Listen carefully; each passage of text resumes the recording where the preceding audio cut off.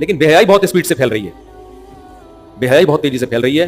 لوگوں نے گناہ کو گناہ سمجھنا چھوڑ دیا ہے. وہی ویسٹرن کلچر ہمارے معاشرے میں, فیس بک, اور اتنے براڈ مائنڈڈ بنتے چلے جا رہے ہیں.